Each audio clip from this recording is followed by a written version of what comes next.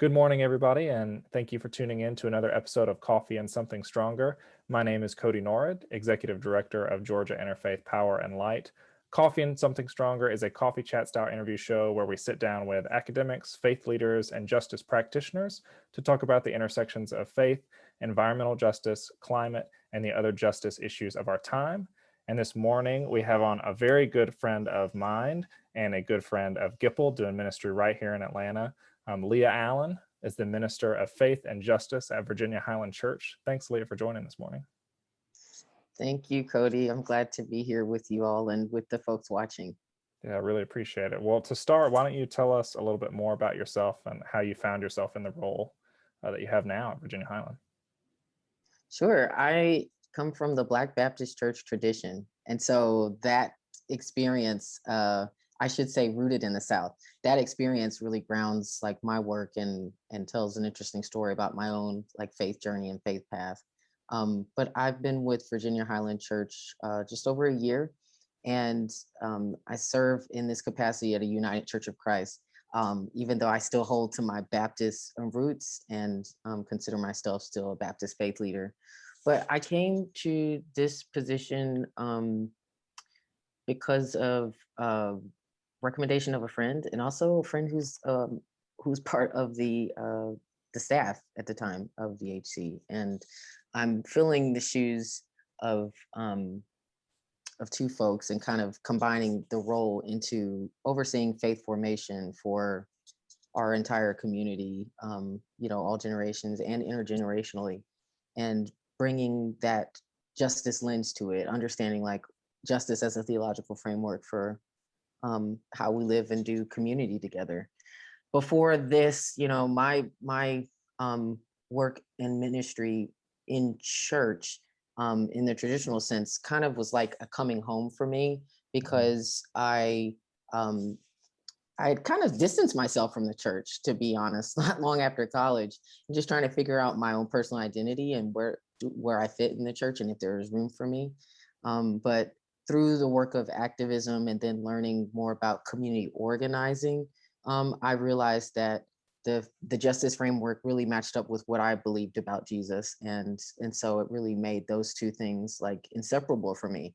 And I realized, oh, okay, I am called to do work in the faith world, but I'm also called to do that with justice kind of being my guiding post, so to speak. Yeah. So it really was just coming back home and being able to do those two together is really, really nice. Obviously, it's different because the church is an institution, and so things look different structurally, but it's really nice to still feel like I can be just as engaged in the community as I am with civic issues, with justice issues, as I am with studying the Bible and growing in my faith. Yeah. Well, thanks again for coming on. I'm really excited to dig into all these intersectional issues. I mean, with the title of Faith and Justice Minister, I feel like there's a lot there to draw on. Mhm. But to set the stage, I think you have a reading to offer, so I'll invite you to do that, and then we can dig in. I do. So I've been loving this book, and I come to it often. But it's Earth Prayers, and it's like a compilation that was edited by Elizabeth Roberts and Elias Amadon. And one of the pieces that I've come to more than once already in 2021 is this prayer from the United Nations Environmental Sabbath. They had um, kind of put aside like an Earth Rest Day back in 1990, and gathered faith leaders and environmental justice workers to really like take a pause and take inventory and ground themselves spiritually in the work. And there's several litanies and pieces that I love, but one of my favorites is this litany, which is like a prayer. And I'll read an excerpt from the UN Environmental Sabbath Program prayer now. We who have lost our sense and our senses, our touch, our smell, our vision of who we are. We who frantically force and press all things without rest for body or spirit, hurting our earth and injuring ourselves, we call a halt. We want to rest. we need to rest and allow the earth to rest. We need to reflect and to rediscover the mystery that lives in us, that is the ground of every unique expression of life, the source of the fascination that calls all things to communion. We declare a Sabbath, a space for quiet, for simply being and letting be, for recovering the great forgotten truths, for learning how to live again.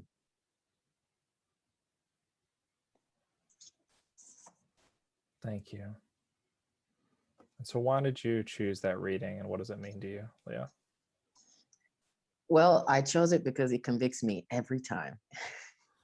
But it also came to me um, right as the pandemic began.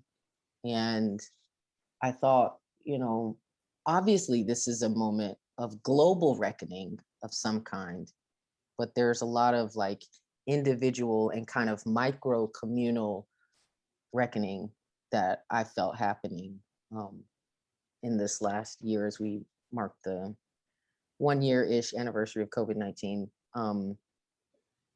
in the States.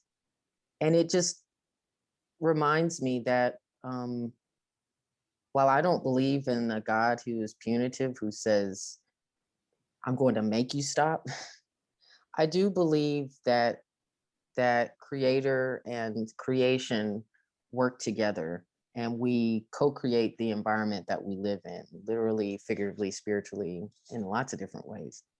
And so if we are in tension with creator, then we are in tension with our neighbor, the earth, and ourselves. And so that prayer just calls me to stop and to think about the impact of the things that I'm doing and engaging on my body, on the people that I love and the people that I interact with, certainly on this one beautiful earth. And how all those things really do, if they're not in tune, can interfere with my relationship with the divine, being in right relationship with God and with my neighbors. So it's a call to fellowship by pausing, taking inventory, and taking Sabbath seriously, which, I imagine for some folks watching, that has been quite difficult as we navigate some complicated waters. Yeah, I was going to ask you, I feel like many of our friends, other ministers, people who are doing any kind of justice work in any field, the temptation is always to do more and more and more because there are these very important issues and it feels like we have to do more and more and more to combat them and overextend ourselves.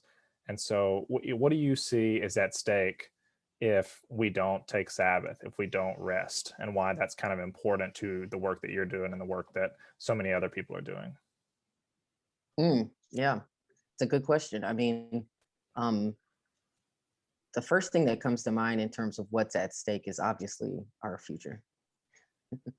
Yeah. And I know that the slogan is used throughout the EJ world, there is no planet B, but it's true. Um, you know, Kudos to Elon Musk and everything he's doing, trying to buy a planet, live on a planet, whatever. But as for me, this is my home right now. Yeah. And you know, when things are kind of just like happening and there's not even time to pause and reflect and react, then I don't feel like I'm at home. As a matter of fact, I feel more disoriented. And this is just in my personal and interpersonal life. So I imagine that as a collective of humans, we are kind of like in frantic disarray whenever we don't pause and realize the toll of injustice and oppression on our bodies, on our lives, and our families and communities, and Yeah. certainly on our planet.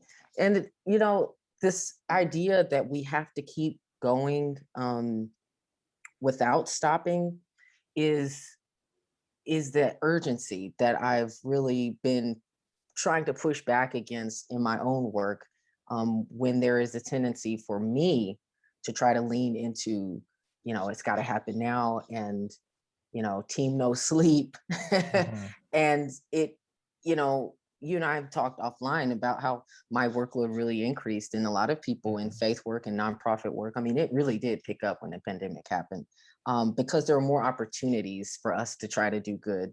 But that urgency is a trait of white supremacy. Mhm. Everything cannot be urgent. Everything cannot be an emergency. And we have to really stop. We have to rest and take Sabbath in order to understand like where we are out of alignment, where we are out of right relationship. And until we do that, um, we are really not any good for the work of justice that we're trying to do. Mhm. And so, um, you look at COVID-19, and the impact has been disproportionate on Black and Brown communities.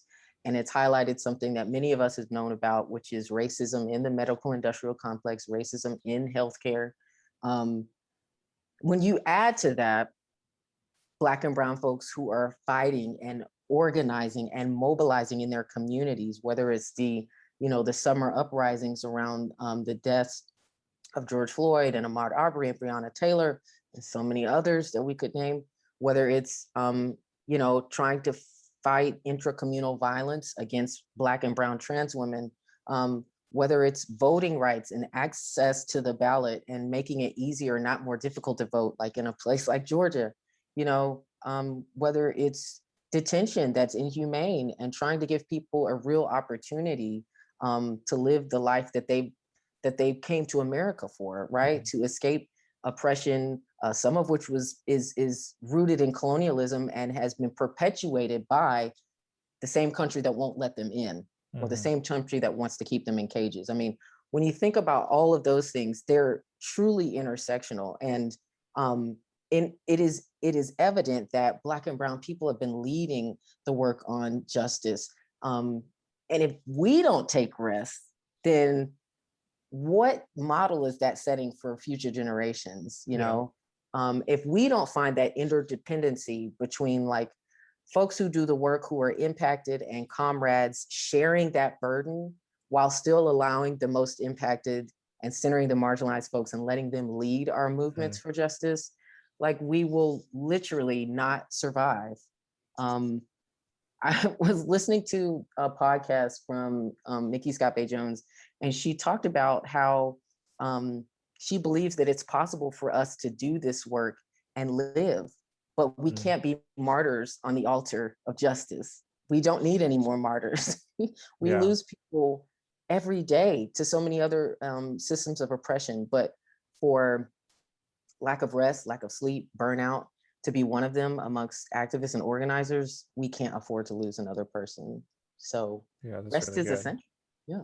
I'm reminded by when I was getting ready to exit my time at Candler, I had a conversation, a one-on-one with Dr. Carol Newsom, and was Hmm. talking about kind of being busy and being burnt out and blah, blah, blah, blah. And she said, you can't do that anymore because you can never love anybody else more than you love yourself. And if this is your way Mm, of loving yourself, then you will injure people that you're trying to help because of this.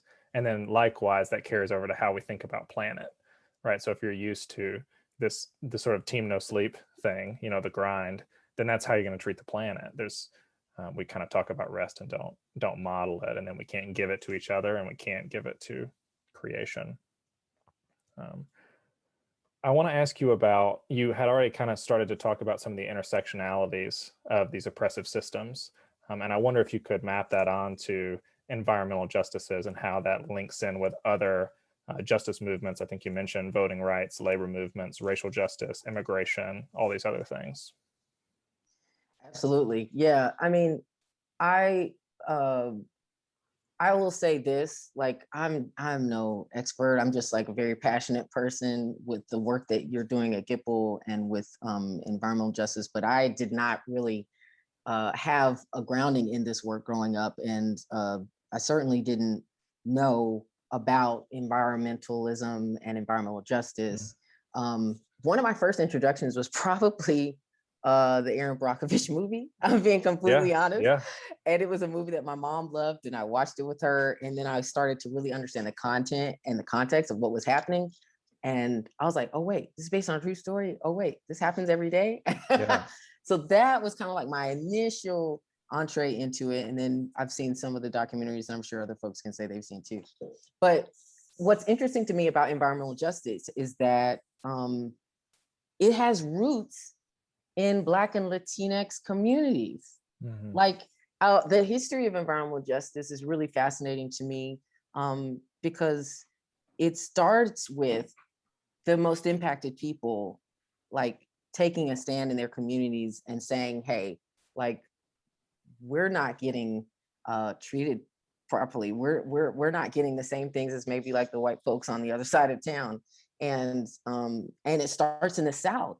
And so it's really fascinating to me because I would say that the majority of folks who are doing this work don't look like me, right? And so Yeah. it's really, really interesting when I think about that. And it certainly has to, like, I think, ground the work that we all do when it comes to like making creation better for the folks that are coming after us. Um, there is an obvious link to me, and it's multi-layered, but there are links to me between environmental justice and the labor movement, environmental justice Mhm. and reproductive justice, and immigrant justice. Um, I'm working with a group right now, called Somos South Georgia. And we kind of founded this group coming together pretty quickly, moving at the speed of trust, as they say, Mhm. after Nurse Dawn Wooten blew the whistle on what was happening in Irwin County Detention Center right here in Osceola, Mm. Georgia. And what I have learned from folks who have been formerly detained and folks who are currently detained in Irwin County Detention Center and in the three other centers here in Georgia that are run by ICE is that uh, there's a lack of access to basic healthcare needs. Mm. There's a lack of basic necessities like clean water. We're getting stories like, as of in the last 24 hours, that the food is just getting increasingly worse, um, and that people are resorting to expensive commissary items that they can't really afford, um, to eat things like ramen noodles with dirty water. Like, you know, this is, I think this fight for environmental justice is so intersectional. And if we understand how um, that is, then we'll see it really as the fight for our lifetimes.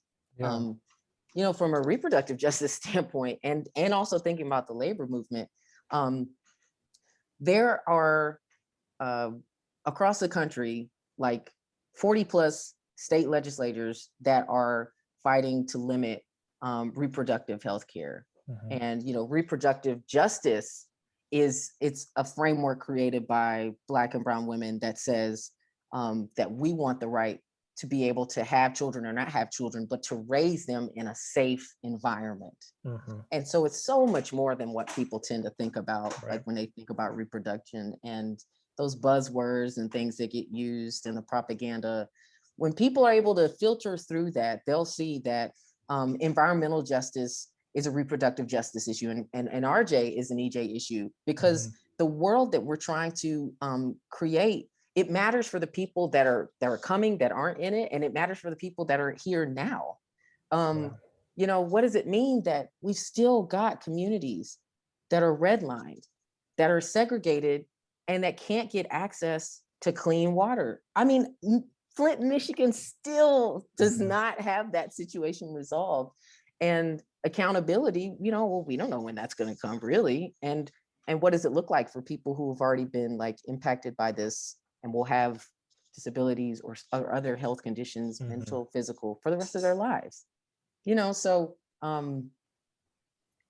there are lots of different examples that we could talk about, and we could have another hour just discussing the intersectionality between environmental justice and other injustices in the world, and how critical it is for folks who look like me and others to see themselves in this work and to see this as essential and to be thinking about environmental justice and all the other justice work that we're doing, because it really then will, I think, create fertile ground for Black folks, Indigenous folks, white folks, Asian, Latinx folks to come together and to strengthen, our movement overall. I think what's really helpful too, that may help particularly younger people understand this connection, is like looking at the movement for Black lives, the broad movement for Black lives. That is a movement for human dignity. And part of human dignity means being able to live where you live in safety, and that has everything to do with the food that you have access to, whether you live in a food desert or not.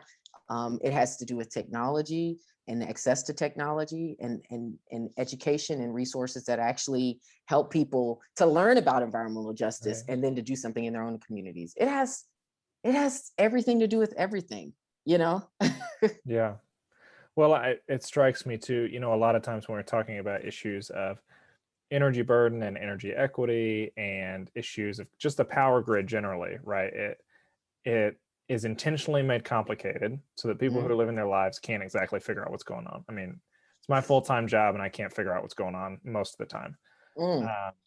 And so when you're talking about these links between the intersections of these oppressive systems, it strikes me that we also experience, like, we intentionally silo movements so that people can't see the connections. And I think when you were talking, what I was reminded of is kind of people forget that the piece of Dr. King's Poor People's Movement and campaign that was moving, right, and that was about labor, and then we also forget those connections with like farm workers out west, and how so easily issues of creation and environment spill over into issues of labor and racism and incarceration, and it's very easy. But we live in a society that is complicit in intentionally siloing, so that you work on environment, you plant some trees, you put some solar panels up, you're not thinking about what it means for incarcerated people and how it's connected. So I appreciate that.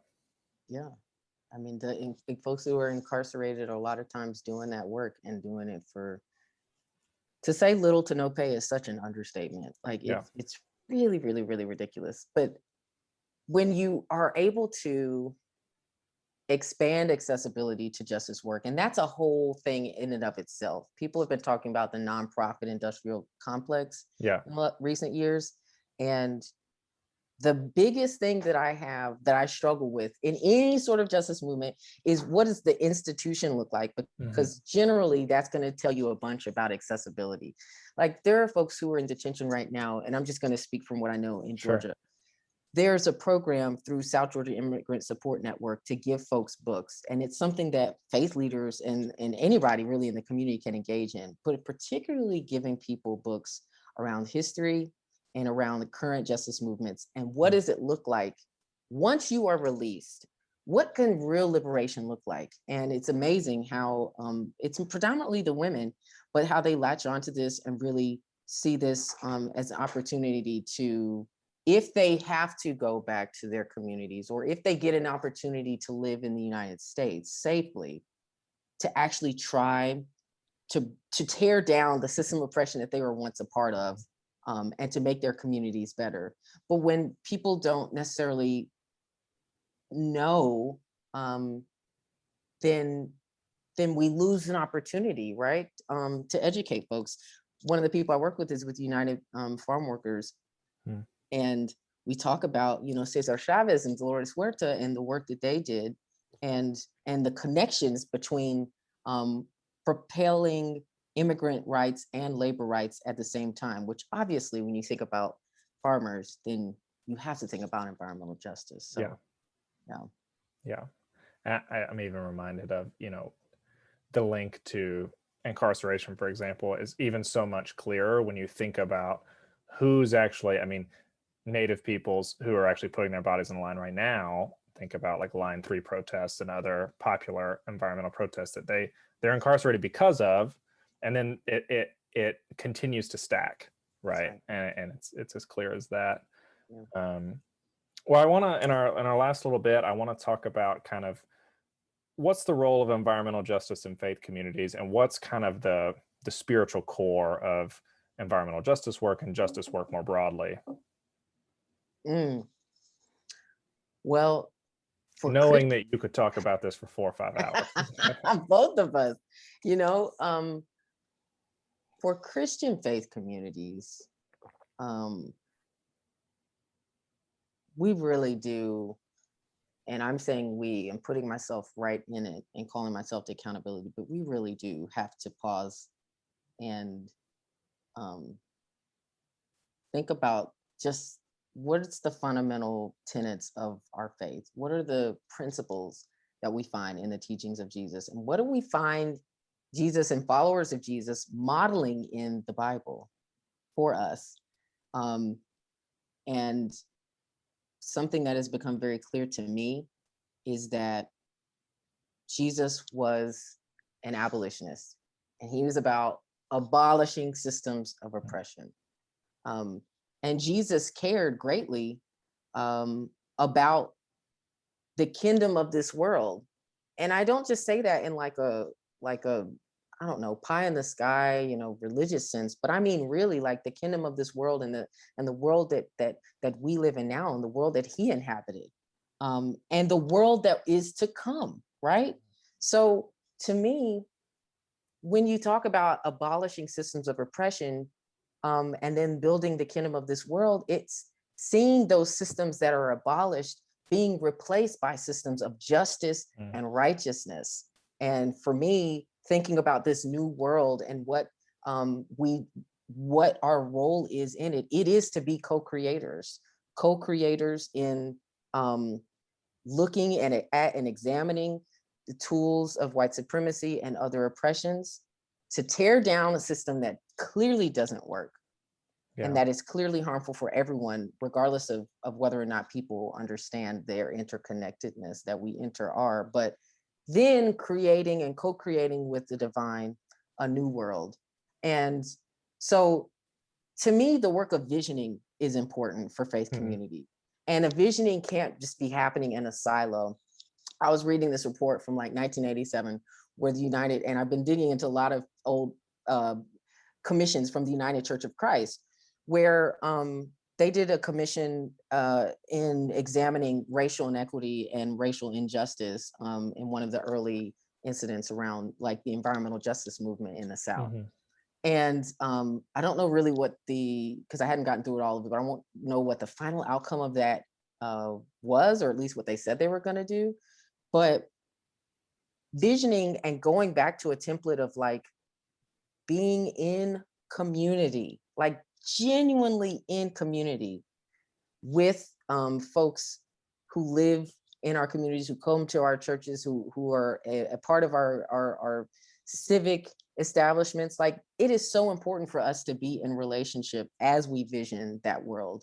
So the church, I think, is called to co-creation. And if we're not doing that by trying to abolish all forms of environmental injustice and then create a world where everyone can live and breathe and work safely, then I think the church is failing, So I put myself in that, right? I put myself in the position of being accountable to, seeing a church that actually succeeds and making the kingdom a reality on earth as it is in heaven.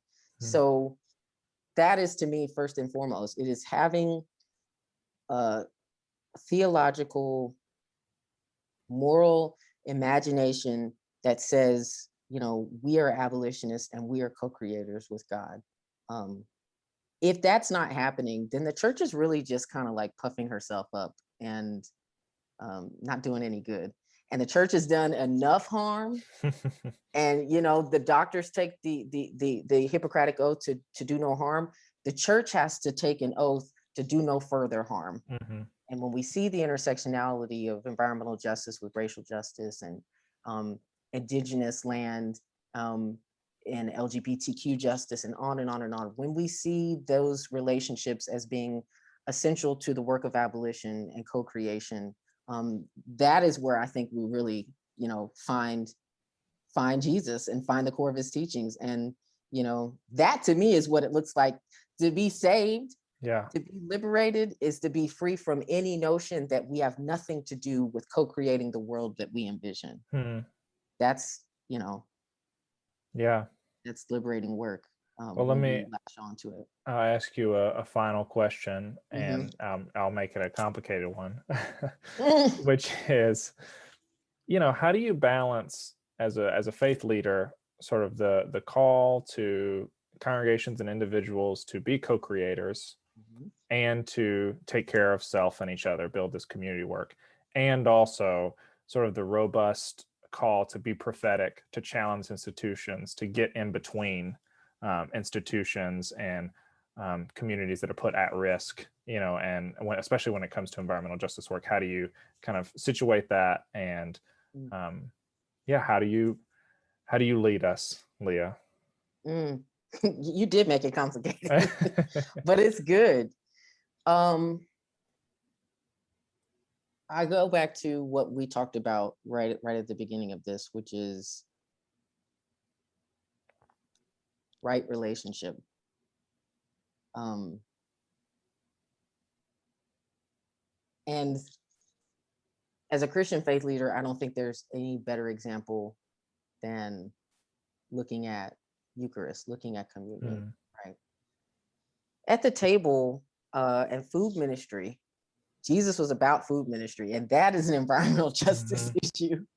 But at the table is where so many important moments happen um, throughout the text, not just in Jesus's life, but particularly in Jesus's life. Um, that's where hard conversations happen, right? When we think about as we move through Lent and get to Passover, he was sitting there with friends, people whom he loved and was in deep relationship with, and had to tell them like, one, one of y'all is going to turn your back on me. Matter of fact, a lot of y'all. And mhm. two, I'm going away, and I'm going to really leave this mission to you, and I'm going to leave this charge with you. Um, the reality of what it means to like break bread to me means literally breaking barriers, literally tearing down the walls that we have. And so it's essential, I think, to create brave space. And I'm trying to do it. I have to start with me, my personal relationships. You know, my relationship to Yeah. you and with you matters. And and I have to really nurture those in a way that makes me feel like, okay, we have a place to land, we have a place to rest here. And this is also a place where we can get nourished and refueled and re-energized to do the work. Mm. Because you touched on, the piece around rest and how important that is, um, but also doing the work and doing it in a prophetic way while challenging the systems that we live in. How do we hold all of that? I don't have the answer, but I think we might be able to find it in community and how we relate to and live and love and care for one another. Leah, thank you so much for coming on the show. I really, really appreciate it. It's been a joy and a pleasure.